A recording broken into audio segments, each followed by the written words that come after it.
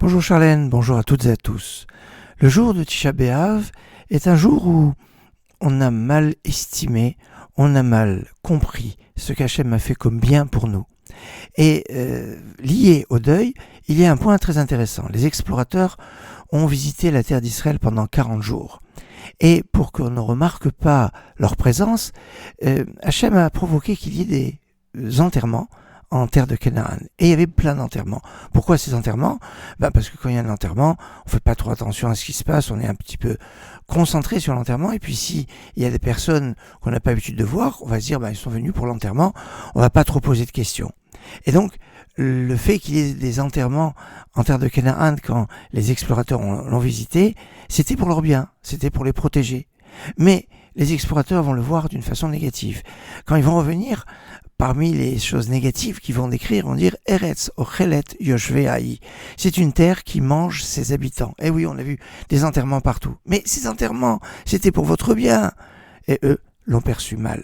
Alors, puisqu'on parle d'enterrement, eh bien, le jour du 9 Av, qui est le jour de deuil par excellence, a été un jour d'enterrement par excellence. Parce que quand toute la génération a été donc condamnée à mourir dans le désert, ils ne mouraient pas à n'importe quel moment.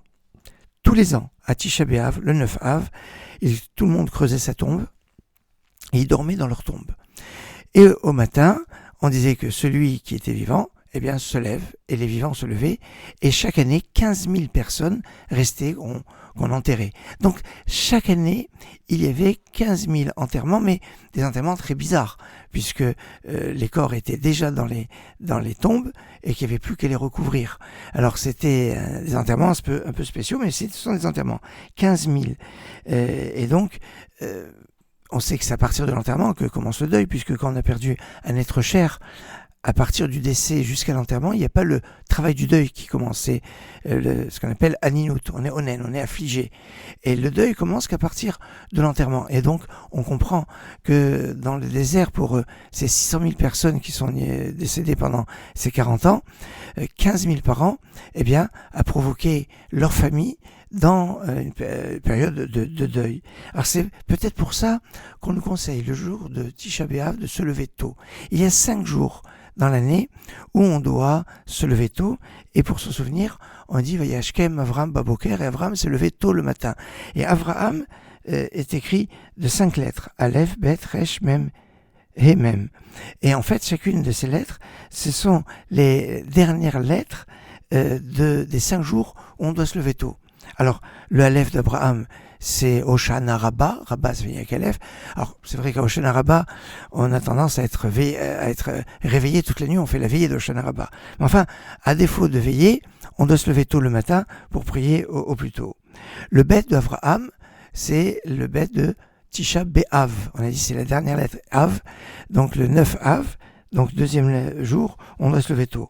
Le Resh, c'est Yom Kippour, le jour de Kippour. Et oui, même si on prie toute la journée à Kippour et qu'on serait tenté de dire on va faire la grasse matinée, comme ça on arrive plus tard possible. Et puis, non, c'est pas un bon calcul. Le jour de Kippour, on doit se lever tôt, comme le jour de Rosh Hashanah. C'est le Rosh Hashanah, c'est un He, comme le He de Avraham. Et donc, le jour de Rosh Hashanah aussi, on doit se lever tôt. Et le même d'Abraham, c'est le même de Purim. Le matin de Purim, on doit aussi se lever tôt. Ainsi, Avraham, c'est donc les dernières lettres de Hoshana Rabbah, Tisha B'Av, Yom Kippour, Rosh Hashanah et Purim. 5 jours, on doit se lever tôt. Alors, on le fera dans la mesure du possible. Alors, j'ai entendu une réflexion qui m'a assez séduite et que je voulais vous faire partager. Cette année, on a eu une Simchat Torah qui s'est transformée en Tisha B'Av avec ce qui s'est passé le 7 octobre. Prions, espérons que cette année, Tisha B'Av se transforme en Yom Simchat Torah. Excellente journée et Tzom Kal.